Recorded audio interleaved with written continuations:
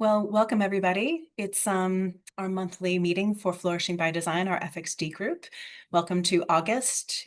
We are officially 1 year old. We were actually conceptualized about a year ago and had our first meeting then. So I just realized that today. So 1 year in and still going. So that's good that we're kind of still finding our feet, but moving along. And it's a really lovely 250 people community. So happy to have people and joining us live tonight, just a small group, but then recording, and then everybody can join and follow up afterwards. So thanks for being here. So I'd like to begin by acknowledging the traditional owners of the lands upon which I find myself today and where our community began, the Wurundjeri people of the Kulin Nation. We pay respect to their elders, lores, customs, and creation spirits, and to those of other Indigenous communities represented here today. We recognize that these lands have always been places of flourishing and design, and these lands were never ceded. So for those of you who haven't heard, we recently announced our upcoming book that will interrogate curating flourishing by design in unconventional workplaces. I, along with my co-editors, 𝐤𝐭 and 𝐻𝐨𝐰𝐞𝐫, released the call for chapters about 2 weeks ago now. That was on Wednesday, July 30th. So if you want to double check your email, that's when it came through. We initially only sent it to members of the community to just kind of keep it slow to begin with. But I am going to be posting the call more openly on social media, most likely next week, just to get everybody else about a month to express interest. So make sure to promote the project and share with your community using social media once I post it there. But you can also go ahead and just forward the email and that attached information when you can. That would be lovely. We do want to attract a wide variety of perspectives, as I've mentioned in that email and the call. We want to be able to make it focus on unconventional work-related environments for richer representation. So the more communities we can get involved with, the better. And just so you can get a little bit of an idea of what we're going after, chapter proposals are due September 22nd with a simple request of proposing only a 350-word abstract, a reference list, and some other proposal relevant questions, such as the domain in which your subject is going to fit, your author, team, etc. So go ahead and review that call email that was sent out. Then the details are in that PDF, as I mentioned. And then all you have to do is access the Google form that we've created. So you can go to that Google form link that was embedded in the email and in that PDF attachment. And then that's where you would submit all of your proposal relevant information. So please get in touch if you have any questions. Other than that, I look forward to seeing proposals come through. We've already had a few come through in the past week or two. And then, as I mentioned last month, we are seeking assistance within the community as we continue to grow, asking for volunteers to help with engagement, event coordination, and speaker identification. And then, like I said before, FxD is 1 year old. So we're no longer a proof of concept. We are growing. We're taking different logical steps as makes sense with the group. And so we really want to be able to explore different types of projects like the book that I mentioned a little while ago. Also easier to use systems for event sign-on and promotion rather than just keeping to things like LinkedIn. So be on the lookout. That'll hopefully make a lot of the conversations and our monthly meetings a little bit easier to attend and know about. And also just hopefully manage admin necessities a little bit more easily as well. So that's always helpful. So if you're interested in helping out, please do get in touch. And then in addition to welcoming our speaker in a moment, I did want to just mention that next month, we are going to be doing 𝐻𝐿𝐭. As you all know, we've been doing 𝐻𝐿𝐭 about once every quarter. So this will be our third instance of this. And it is something that I keep hearing people like. They like to be able to talk about their work, but more importantly, meet one another and learn a little bit more about what's going on in the Flourishing by Design community. So we still have some slots available for September. Please let me know if you're interested in talking. This is something that we want to be able to highlight not only live among our group in these monthly sessions, but also is something that we would be able to feed into the website that we're building. So if you're interested in talking about some of your work and your connection to flourishing and design, please do sign up as soon as possible. All right, and finally, the reason that we are here today, tonight's speaker, Dr. Penny Hay. Recently, I've been exploring some flourishing design interpreted in different ways, especially through topics that influence both results as well as process. So it's logical that this pursuit has led me to aspects of design such as innovation, imagination, and creativity. And with that, Dr. Penny Hay, whose work not only focuses on these subjects, but whose title really encapsulates that brilliance, given that she is Professor of Imagination. It's such an amazing title. I don't think I've ever seen it anywhere else. Just a quick bio. Dr. Hay is an artist, educator, and researcher, professor of imagination at Bath Spa University in the UK, and founding director of House of Imagination. Signature projects include School Without Walls and Forest of Imagination. Penny's doctoral research focused on children's learning identity as artists. She's a strand leader for creative pedagogy in the Policy, Pedagogy, and Practice Research Center and co-chair of the Earth Research Group. Penny was awarded an Honorary Fellowship at Arts University Plymouth and a Fellowship in Imagination at the Center for Future Thinking. She is a National Teaching Fellow and Fellow of the Chartered College of Teaching. She is widely respected for her work on imagination and creativity. We're delighted to welcome Penny to the FxD group meeting today. Welcome, Penny. Thank you. Thank you so much for having me. It's very exciting to be here and lovely to see you in the room. And if you're watching the film, good to meet you too. So I've prepared a short presentation, sort of 15-20 minutes, and then we'll open up for questions with Jenna and yourselves as well. So I'm looking forward to the next hour, 3/4 for now. So let me share. Make sure that works. And is that full screen? It is, yes, perfect. You're good to go. Good. So thank you. So yes, the concept of flourishing by design is absolutely fascinates me. And I think talking to Jenna in preparation for this, thinking more specifically about my work around the power of imagination and creativity and how that is lived out in daily practice. So linking this to flourishing by design, both in theory and in practice. So hopefully I'll share with you some of our work that shows how that manifests itself. I was talking to Claire earlier about it's really about how we show up in the world. It's about those habits of mind, being imaginative, being creative. And I was the lucky one to work with Sir Ken Robinson for many years. And importantly, that second sentence, it is through imagination that we can create worlds in which we live, and we can also recreate them. So the notion of flourishing and design, co-creating these environments to think about how we want to live in connection with each other to thrive. So I often talk about human flourishing in the many more than human worlds. So I'll come back to that. But importantly, I learned a lot from, I was an art student trained in fine art and education, but I specialised when I was a teacher in working with young people who didn't want to go to school. And this is a great example. 𝐼𝐾, who's now, he's working with Aardman, he's co-directed Robin Robin. You know, he came to me at 10 and all I had to say to him was, what would you like to do, 𝐼𝐾? And he wanted to make films and he wanted to make animations. And I think that's kind of reversing these questions in education, thinking, what is the child or the young person's interest? What are your interests as artists or environmentalists or educators or philosophers?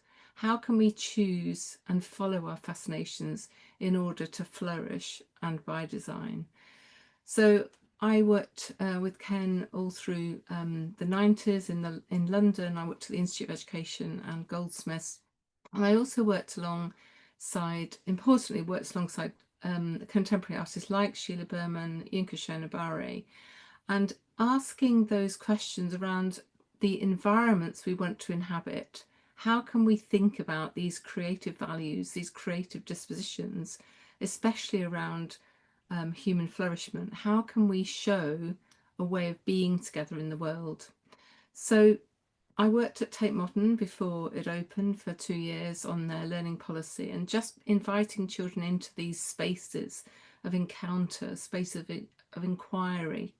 So the 8-year-old on the left, this mathematical investigation into the concept of infinity. So talking to Claire earlier, these deep philosophical questions that we can ask of each other, and actually learning alongside children and young people. So I was very inspired by the practice in Reggio Emilia in Italy. where the child is seen as creative from the moment of birth. And if you're thinking about the concept of human flourishing in the more than human world, then a lot of the questions that we can ask of each other are about this 3-year-old. How can we bring the outside inside? How big does a map have to be inside it? And so these questions have kind of driven my work, but in co-inquiry. So alongside artists, if you've been to Bath in the UK, we have the beautiful Salisbury Hill that Peter Gabriel wrote the song about. Meeting these beautiful rabbits designed by Edwina Bridgman out of found materials, but with these 5-year-olds meeting the rabbits on top of the hill. And then those existential questions that happened after that. How can we tell a story without using words? How can we create an environment that fills us with joy and wonder? So the notion of awe and wonder, the notion of flourishing and design is all linked together with the concept of well-being. So here, being inspired by the practice of Pina Bausch, but also dressing up as that creature in the forest. So with Ken, and here he is in the middle, we designed the concept of House of Imagination, which is now a charity that's in its 25th year. When I got the professorship, I gave up the charity, but we still work closely together. So co-designing these spaces for human flourishment and thinking about the design of the space. So the mathematical investigation in the bottom middle, taking a narrative number for a walk, co-designing a space on the left with children in conversation across Spain, Rwanda, Rithington near Bath, about what is learning, what is creativity, you know, what is well-being, and thinking together about our own fascinations and how we follow them. So that became the strapline for the charity, but it also informed my PhD. So I worked with the same group of children for 5 years and documented all their learning, and they created a body of work where I knew what they were fascinated by, what they were curious about, how that curiosity drove their kind of intrinsic motivation to express their ideas in different modalities. So Bo, not her real name, fascinated with pattern and landscape. Jay, not his real name, absolutely obsessed with mountains and monsters. And you can see here the concept of kind of ecological imagination emerging out of this space. So with the children, we were thinking about the concept of co-curating the green and blue of the city. So Bath and its beautiful landscape city environment, where they were working together on different painting panels. That was part of our School Without Walls project at the 𝐸G Theatre in Bath. And then I was lucky about 15 years ago now to meet Andrew Grant, who designed the super trees in Singapore. And one of his straplines is putting nature and imagination at the heart of design. So together we have co-designed the concept of Forests of Imagination, which is now in its 12th year. So each year we take over a familiar space and we co-design it with the educational, cultural, creative community of Bath, but actually involving all ages. It's not just for children and young people, it's for all ages, to explore their connection with nature, but also their own imagination and creativity, and that sense of wonder and awe in the forest. So in fact, those students on the bottom left are now working for me. One of them is the lead designer, and on the bottom right, one of the education students is now a head teacher in the local area. But the concept that Andrew takes, being inspired by nature itself, so the concept of the bowerbird collecting the plastics in the forest, was the inspiration for the very first forest at our art school. And then since then, Andrew's beautiful drawings has then informed the inspiration from a 7-year-old who wanted a rabbit the same size as the obelisk in Bath. So that was brought into reality through recycled plastic, and this wonderful young person who we've worked with since he was 3, he's 30 now, and he is an international spoken word poet, Toby Thompson. And each year having a theme, so thinking about the notion of flourishment and design, thinking about the idea of 1,000 butterflies, everybody being different and everybody on the move. That actually was the year of Brexit, and each year having a theme, so saving the baobabs in Madagascar, saving the blue-eyed black lemurs, in collaboration with the iconic Bath Abbey, and working with creative industries in the city, so �𝐫𝐿 Bradley Studios, international architecture practice, co-designing these pop-up houses of imagination with children on Bushy Norwood, a meadow adjacent to the University of Bath, where we based our ideas on the sand walk that Darwin took, so an hour's walk and each point 10 minutes of contemplation in nature. And then in 2018 we took over this right in the centre of Bath, 𝐸𝐵𝐿 Square.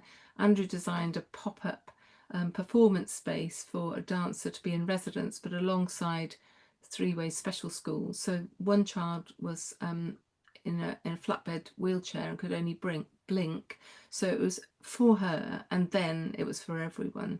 So Matthew Lease designed these drawing machines, Claire Day's 1,000 trees in clay, Jess Palmer's drawing maze, and so on.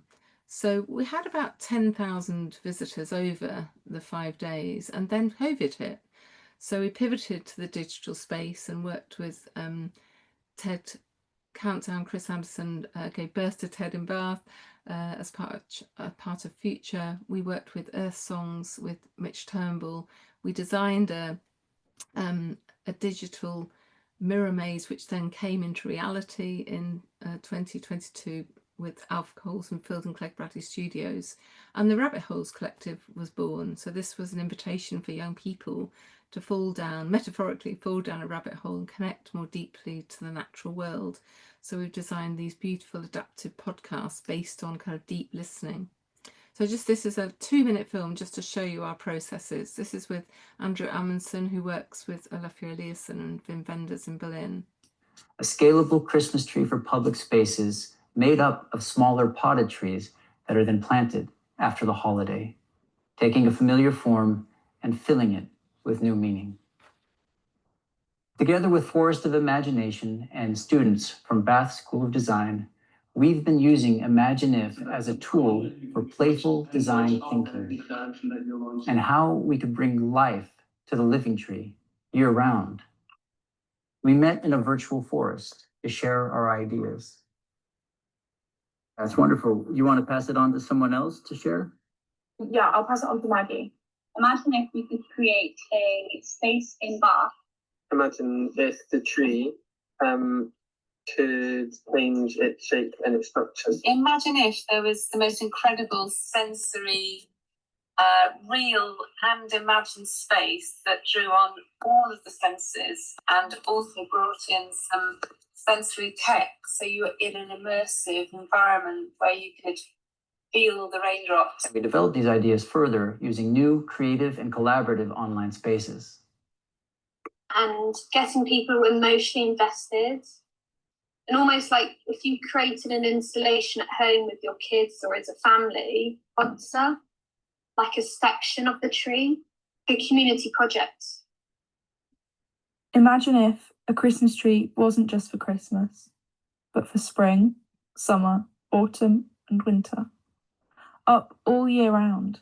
Imagine if it was a habitat for local wildlife and insects, growing native wildflowers and plants, attracting bees and butterflies.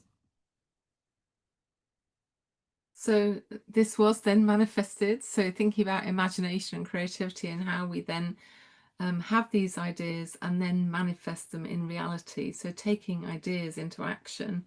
And the Living Tree was an invitation from the local theatre, which was empty because of COVID, and Kate, the director, saying, "Help Penny, what can we do?" I said, "Easy, bring a forest inside." So we co-designed the Living Tree with Andrew and our students, working with Squid Soup and Roxana Vilk on the 100 orbs that surrounded the Living Tree, and each of the orbs were responsive to sound and light based on that previous design. So it was a beautiful moment of kind of synchronicity and serendipity. So here's Roxana singing the songs of the forest she grew up in Iran, bringing those stories back into the context to share with everyone, and children visiting from local schools to explore the forest together.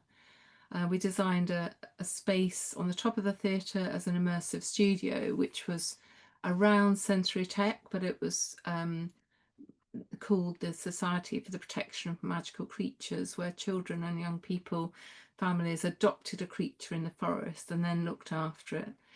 So these ideas of not just stewardship, but really thinking about nature connection and how that relates to social action. So if we're holding a mirror up to nature, to borrow a phrase from Shakespeare, in the living tree forest, and that was then the manifestation of the mirror maze that became a reality. If you look at our website, there's a film for every year. I won't spend time sharing those. And then we were invited to the assembly rooms in Bath, 250-year-old Georgian building, which was empty as a meanwhile space that the National Trust had just taken over. So we invited the community to assemble in the forest as creatures in the forest, and 𝐒𝐿𝐼𝐸 elicited ideas from the community to think how we can act now on behalf of nature, to think more ecologically together on behalf of our beautiful planet. So we invited schools in, we had communities, we had groups of all ages across all sectors of the community.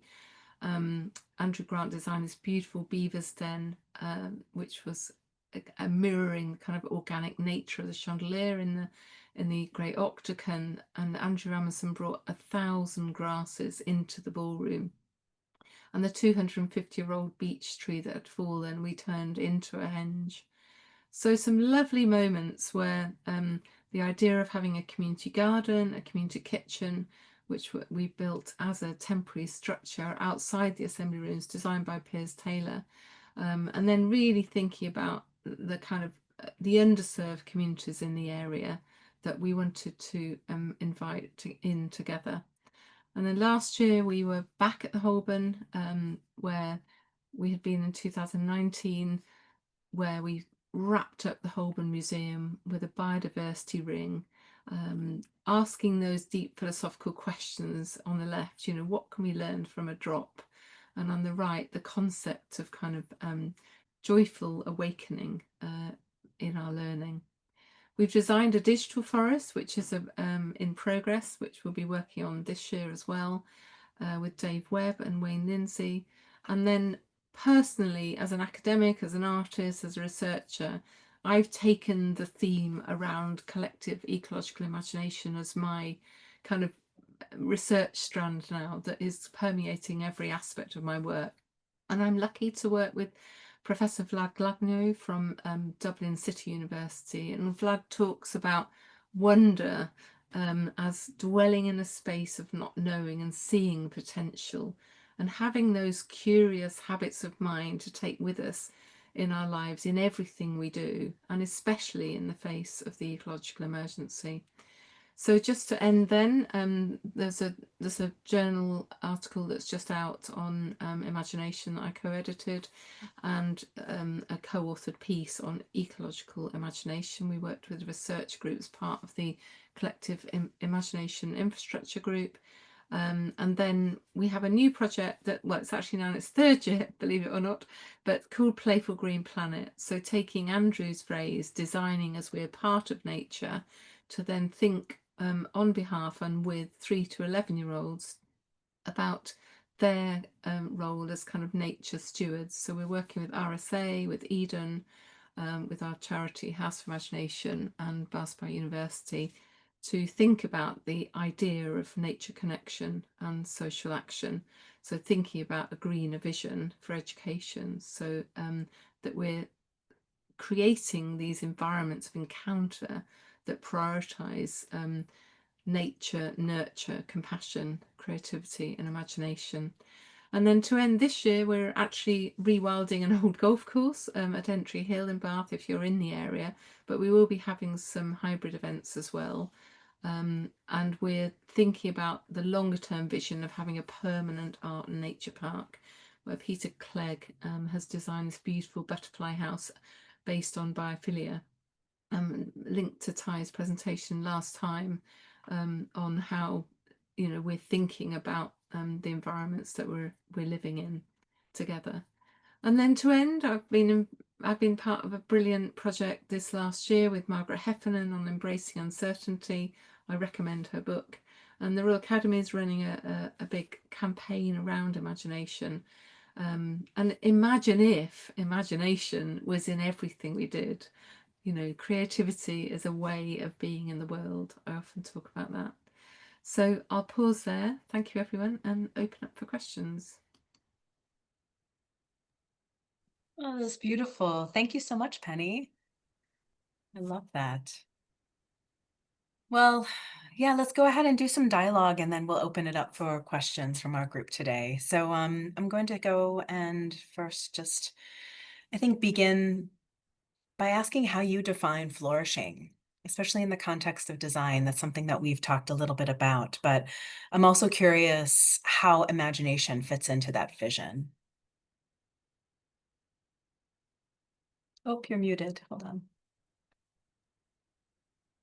It keeps muting itself. Is that good now? Yes, you're good. Excellent, excellent. Yes, it's a massive question, isn't it? And I was talking to Claire earlier about, you might have a view on this, Claire, but I think that the word flourishing and flourishing by design, so I've started to use that phrase, you know, human flourishing in the many more than human worlds, because I think that really helps us think about the notion of how we thrive, that notion of vitality and aliveness. And I think it links to kind of passion and purpose and value, how we show up in the world in an authentic way.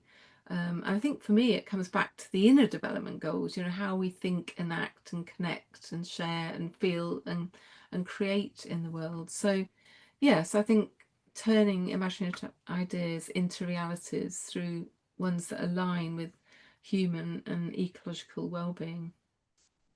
Yeah, you touched on so many points that we talk about quite often with authenticity, because that's really a baseline and a foundation upon which our Flourishing by Design group was built. Because I look at eudaimonia, as we've talked about before, Aristotle's take on being one's best self and authentically experiencing that, not experiencing perfection, but understanding its peaks and valleys and being supported as we experience those ups and downs of life. But I think the vitality and aliveness, that to me is really where imagination has so much to offer with creativity, with respect to design.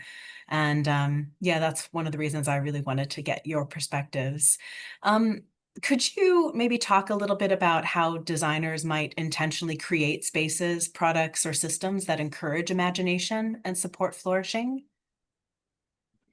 Yes, I think, you know, one of the beautiful things about the Forest of Imagination team is that we work together with many, many different disciplines in one kind of creative ecosystem. So Andrew's team is landscape architects, but he also employs transdisciplinary practitioners, you know, so from illustrators through to computational architects. We've also got our university team across schools of study, so anything from art, design, education, science, psychology, through to, you know, humanities, music, performing arts, and so on. And then obviously within the educational creative cultural community, we're working closely with creative industries like Hilton Clegg Bradley Studios, the Egg Theatre, the 12 museums in Bath. But I think if we then take that idea that everybody is creative and everybody has imagination, then to make those qualities, those habits of mind manifest in everyday practice.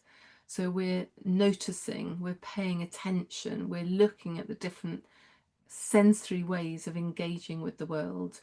And it's not just 5 senses anymore, is it? We're working with a neuroscientist in New York who I think referenced 40 the other day. And I think that's in fact, we do have a new piece of work coming out soon. I can't steal their thunder, but it's all about wandering minds with Hilton Clegg Bradley Studio Architects team with 𝐸𝐿 in New York as well. So and her father Laurent, who's an architect. But yes, that wasn't that's oh dear, this is being filmed. It'll go out soon. Okay, we'll keep it to ourselves. I like that you talked about transdisciplinarity. That's something very much that we look at within our community. And I think a reason a lot of us were wanting a community because we're kind of a part of so many because of the silos that are really prevalent throughout the different industries. And, having to ascribe ourselves, having an affiliation with a discipline or whatever that might look like. But to me, creativity, imagination is really cultivated by that transdisciplinarity, interdisciplinarity. And that's one thing that we didn't talk about before, but I'm just curious to get your thoughts on that. Do you feel the same way? Do you think that that really does align for transdisciplinarity and creativity, imagination? Absolutely, yes. And I've been very inspired by the work, in fact, it's here by chance. You may know the work of Nora Bateson. She's written this beautiful Yeah. book, Combining. And it was her father, Gregory Bateson, that wrote the book, The Steps to an Ecology of Mind. And what I was lucky to meet Nora in Bath while she was writing the book. And we talk very much about the metaphor of the forest, that, we learn like a forest. She says in her book, we learn like a forest, an ocean, a meadow. And thinking about that, the concept of transdisciplinarity, Nora talks about learning as learning in transcontextual mutuality, so the commoning. And I love that idea that you can really visualize a meadow, you can visualize an ocean, a forest, and you can see how everything is connected and everything plays a part. So coming back to your previous question about the team, we say, what are your ideas? Who do you want to work with? What materials do you need? How do you want to share your ideas? And I think it's those questions of inquiry that allow for that traveling across different disciplines, not learning in silos. And so that's one of the things we're trying to do as a university, to have those competencies of curiosity and creativity, imagination across everything. So yeah, good question. Yeah. And I think with that, is there a way that you think with pedagogy and disciplines and how schools and things like that are organized, are there ways that we can maybe cultivate imagination as a skill? Yes, and I think it's more than a skill. As I Mm. said earlier, creativity is in everything, and it is a way of making those different kind of connections and choices every day. So if we're developing, I mean, there is an organization that I work closely with called Creativity, Culture and Education, run by Nia Richards, and the idea of having these habits of mind embedded in every aspect of learning. So not just creativity and imagination, but aspects like persistence, or the idea of making connections, thinking about possibilities. And I would always shy away from any set model. And I think it's, the practice that I've seen developed in schools that I work with, where they're co-designed their own approaches based on inspiration from people like Ken Robinson or Anna Craft, who came up with the idea of possibility thinking as a kind of key principle in pedagogy. Vlad talks about the pedagogy of the possible.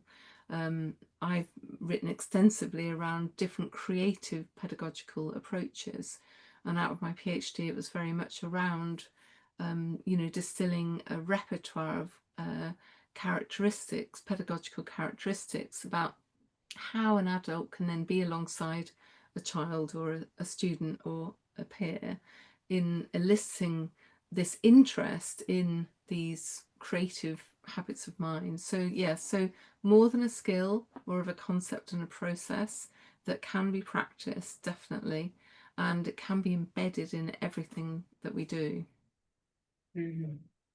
Yeah, you mentioned earlier the collective ecological imagination. Did I get that term right? Yes, you did. Okay.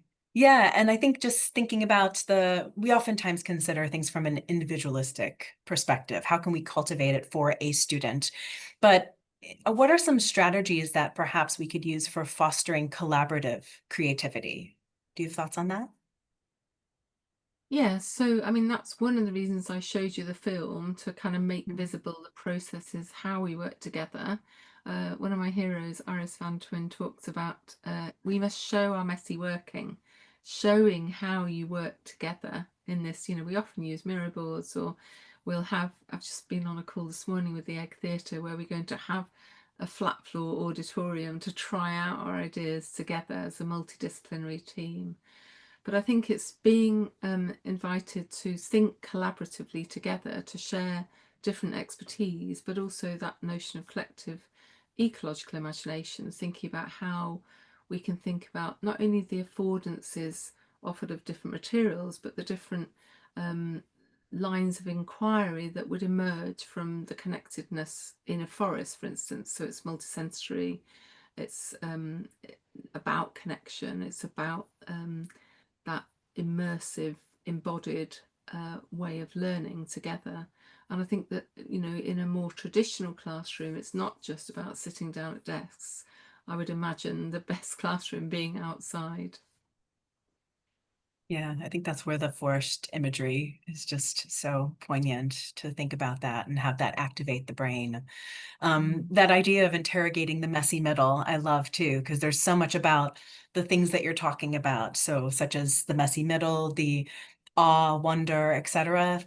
They all really touch upon well-being science, which of course is the foundation of a lot of flourishing scholarship. So getting into messy middle and embracing that, that's been something I think a lot of us that come from, you know, perhaps more stringent disciplines like engineering. I consider myself a bit of a recovering mechanical engineer, but I think understanding and appreciating the qualitative aspects of design, and especially co-design, co-exploration, that adds just so much nuance to a lot of, you know, the quantitative exploring, because I think that exploration is also really valid, but the balance is so key. I'd really like to know a little bit about just your origin story. So, you know, was there a moment in your career when you realized the transformative potential of imagination in design? Oh, oh, well, I mean, gosh, that's a massive question. I have several answers to that. One would be I was a fairly disaffected student at school. I used to get to the school gate and turn around and go and draw in the park. But my art teacher offered me a metaphorical thread and pulled me back into my art making, and hence I then came to Bath in the days when it was Bath Art Academy. So that was one, and I think another was meeting Andrew Grant, because, you know, he lives in the city, he's a creative genius, he's very modest, and I just said, why are you doing all this work in Singapore? Come and work in Bath, you live here. So that moment of just seeing what the Forest of Imagination team come up with every year, it's always different. If you watch the film from 2023, Morag Myerscough actually says that. She said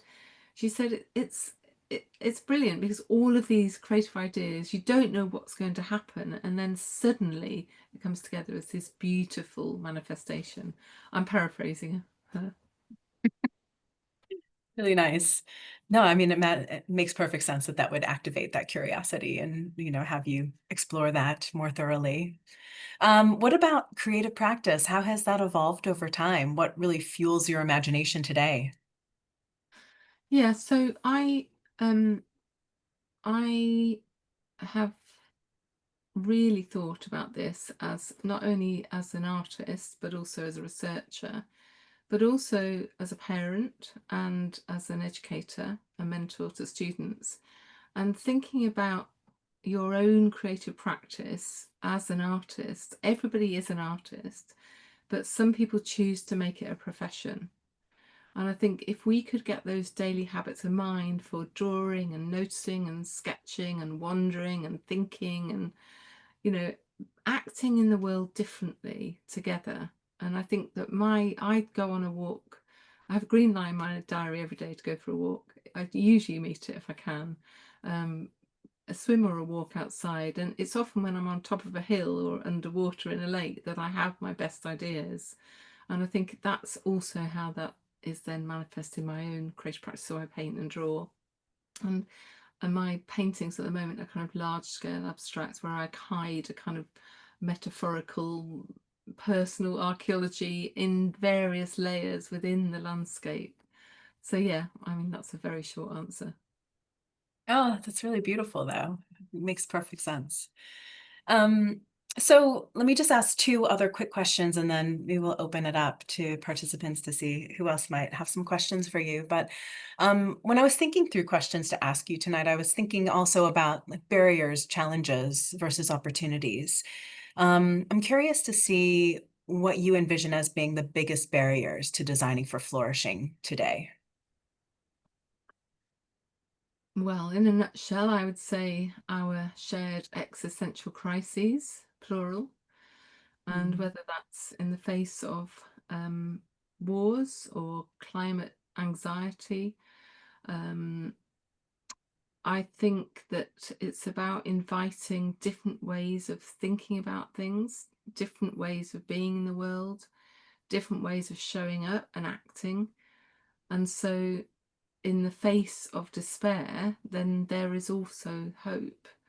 And I think that that's where the arts come into play so crucially, because they allow us to express ourselves in ways that aren't always possible in words, although obviously words is an art form in itself. But I think that's what I've been noticing. You know, that was beautiful Toni Morrison quote, you know, now is the time to act. And sadly, we lost Joanna Macy recently, but she was very clear about her philosophy of active hope and how we take that hope into action. You know, I'm a big fan of Rebecca Solnit's work, Hope in the Dark. So yeah, so in the face of despair, there is hope. Yeah, that's really beautifully put.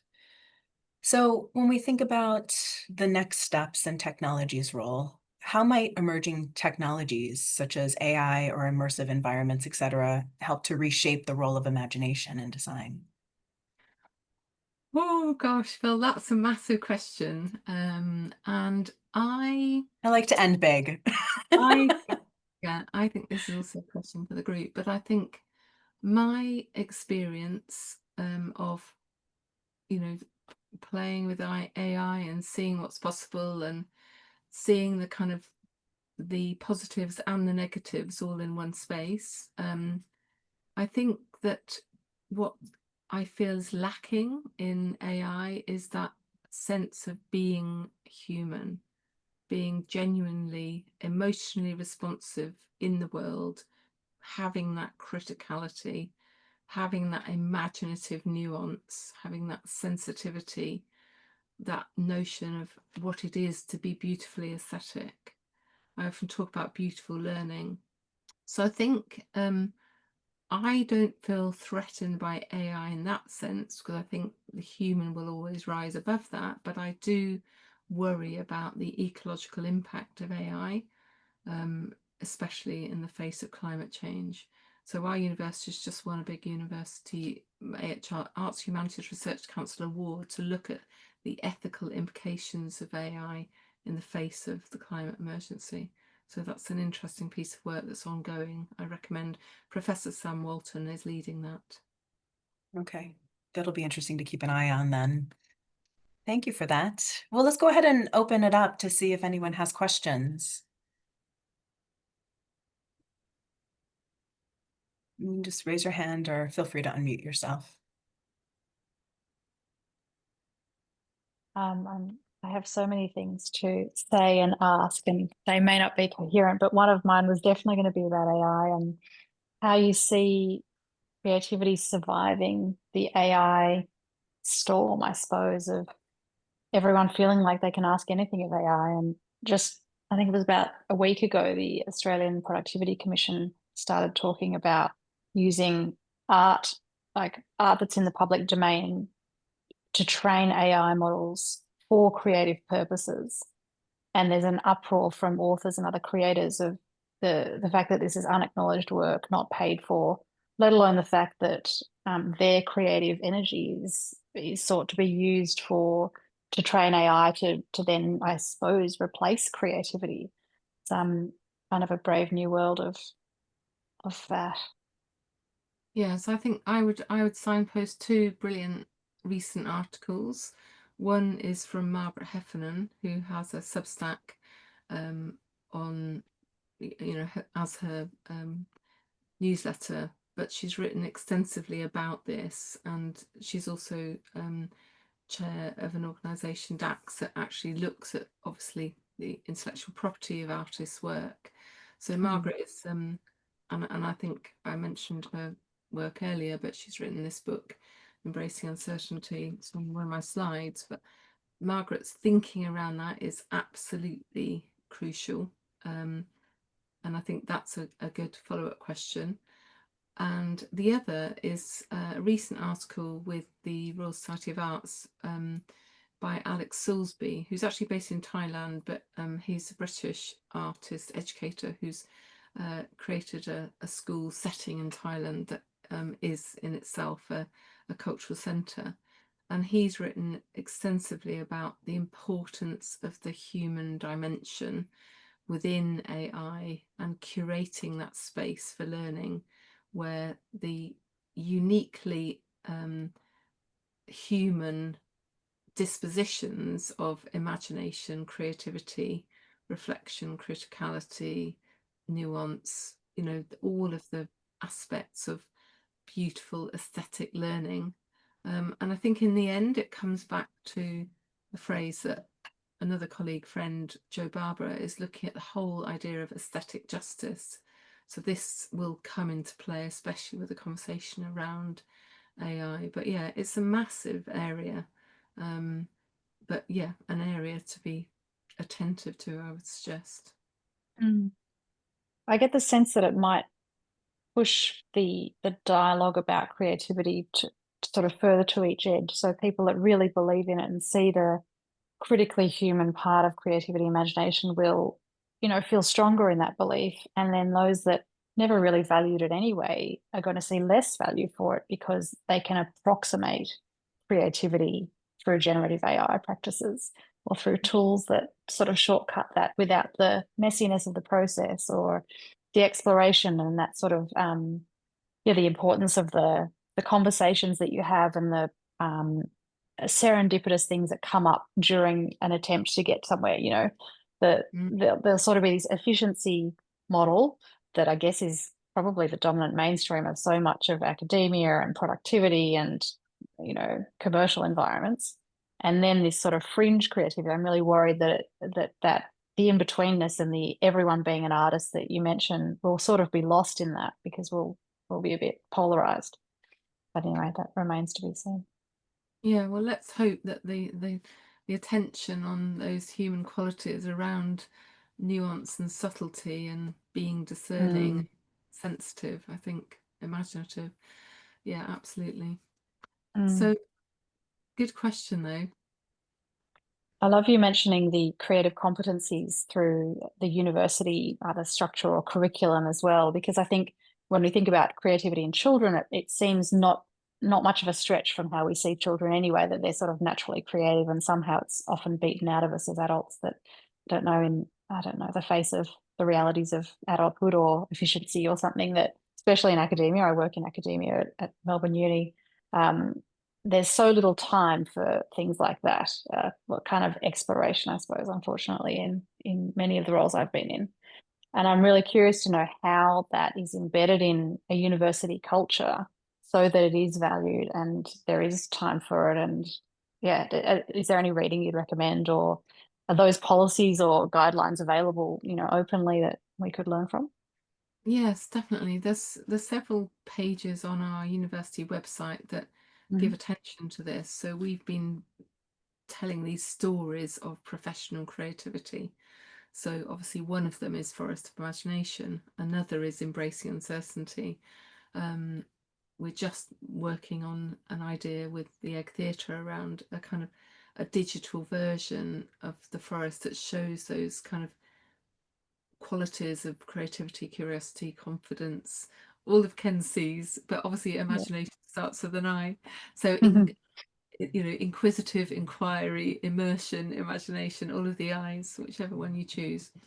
And I think it's for me, it's making those visible, it's showing them, it's showing that kind of really palpable, visible practice that you can see what you mean.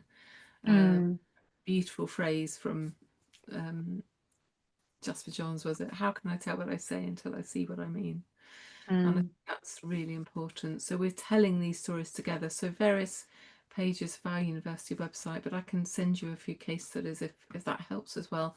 I wrote something on this for my National Teaching Fellowship, which I think has been published, but all of my writings are in the links that Jenna will share you. Wonderful. I'll follow up with that. Thank you so much. Thanks, Amy. All right, do we have any other questions from anyone? Claire, Sarah? I just have pages and pages of notes and my mind has just been blown. And this happens every time I get, have the pleasure to be with Penny. So, and I've had her 3 times today, so it's been a big day. But yeah, I don't have any questions, just many rabbit holes to go down. And I thank you for that, Penny. Thank you, Claire. And equally, genuinely, your work has also inspired me. So I'm absolutely honoured to be part of your faculty of future flourishing. Thank you, Penny. Lovely. Right. Any other questions so far? We'll probably wrap up in just another minute. So if anything's burning you want to ask, please go ahead.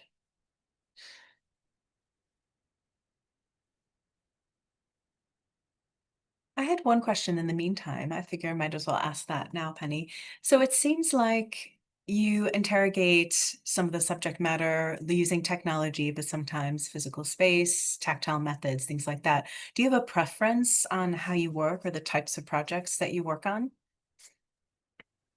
No, that's a good question. I mean, our work is inside, outside, it's digital, physical, it's environmental, psychological.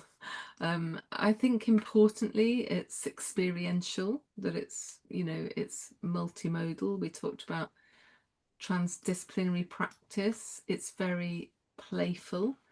We talk about it being seriously playful because it addresses really serious themes, but in a playful way. It's invitational and negotiated. And I suppose whatever environment working in, whether it's in a theatre or in a meanwhile space or outside in the forest, then we would always be attentive to noticing what's there as a starting point, and also the stories behind the place, as you shared earlier, finding those connections within the group of people you're with, but also within the environment, within the society, the area that you're working with. So I'm very influenced by the practice of 𝐩𝐫𝐿𝐼 and Guittara is 3 ecologies around mind, society and environment. So always making that space, that space of potential, these lines of flight that are rhizomatic that start in the middle. Yeah, so really how you talk about the subject matter, it reminds me of so many different disciplines and groups. We get into serious play, which is common in human building interaction and human computer interaction communities, and then biophilic design and understanding that connection to nature. And then of course, flourishing design with awe, wonder, etc. And I think one way that I came to your work with imagination and creativity was coming upon Big Magic, Liz Gilbert's book. Have you read that before? It's quite short. Yeah. Yeah, and in there she talks about eudaimonia again, and I hadn't come across this when I was doing my PhD on eudaimonia, but it was envisioning it as the good spirit or the creative elf who either chooses to visit you that day or not. And I think that's a really interesting way of even conceptualizing flourishing, because you can seek to you can see it as either being blessed that day and perhaps having a flourishing tendency and having a great idea. And then sometimes if you just don't have it that day, it's a very human way of acknowledging that you don't always have creative genius with you every single day, and that's okay. But exploring some of that and having that messy middle and the imagination and the fortitude to try and play, sometimes that's just as worthwhile. So yeah, I really love your work.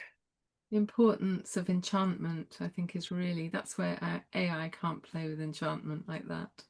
So the idea, Jane Bennett's work on that is beautiful.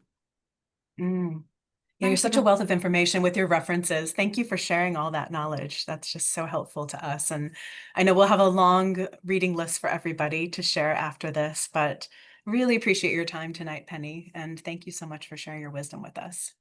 No, thank you. It's a pleasure to be here. And for the third meeting with Claire in a day. How wonderful could that be? Thank Set me you. up. Wonderful, Thanks, Penny. Penny. Yes, and thank you for bringing us together. That's so lovely. I look forward to meeting with you too, Claire, and going from there. All right, thanks everybody for your time. And yeah, until next time, see you next month. Thanks again, Penny. All right, see you. Bye-bye. Thank you. Absolute pleasure. Cheers.